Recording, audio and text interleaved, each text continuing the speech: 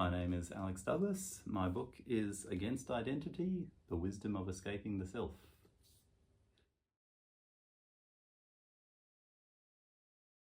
I was motivated to write this book because I've been fascinated by these three thinkers, Zhuangzi, Spinoza and René Girard, for many years. But I only recently worked out what I think they all have in common, which explains my attraction to them, which is a theory of identity and then the release from identity as a kind of spiritual salvation or beatific state.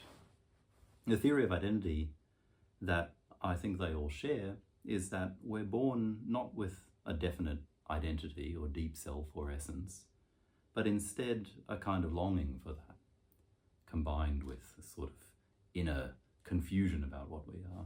And so we look to others as exemplars or models to explain to us or to try to answer the question of our identity for ourselves.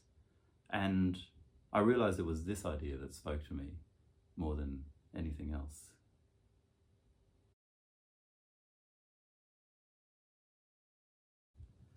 Well, it's important to distinguish between identity, the way that it's sometimes used in political conversations, where it just stands for characteristics that we all have, that we're born with, or we're branded with by the society around us. You know, we certainly have these, and they do define how we act in the world and how we're treated in the world. And identity in the sense that these thinkers are talking about, which is a sense of a kind of personal, real, ultimate, fundamental sense, you know, the thing that fundamentally defines who you are and makes you yourself and not somebody else.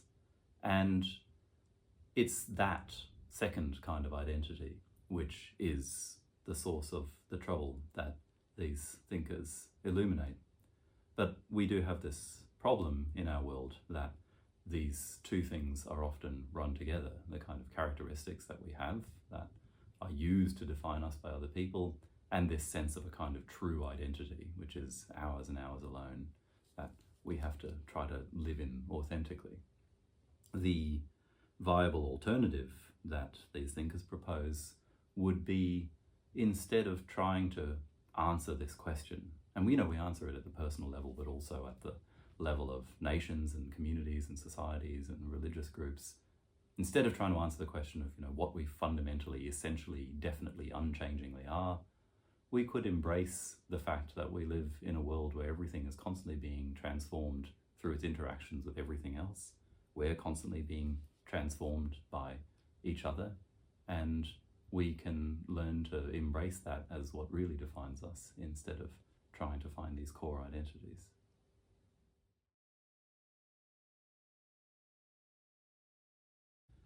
Because attachment to secure, definite, distinct senses of self or identities prevents us from appreciating the nuances of the world around us and prevents us from adapting to things that are always transforming.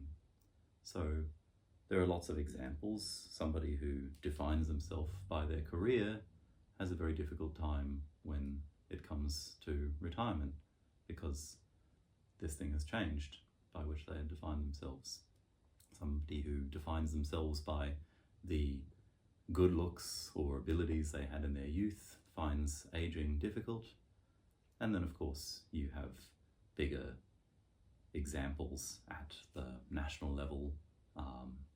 You have nations that had defined themselves by having a very dominant position in the world, then finding a world that's geopolitically changing, where they're no longer in such a dominant position, and people find this incredibly painful and difficult and traumatic. And if we could learn to see ourselves in a way that's more consistent with the integrated, ambiguous, always transforming reality that we actually exist in, the hope is that we can both live more comfortably within ourselves and find more peace with each other.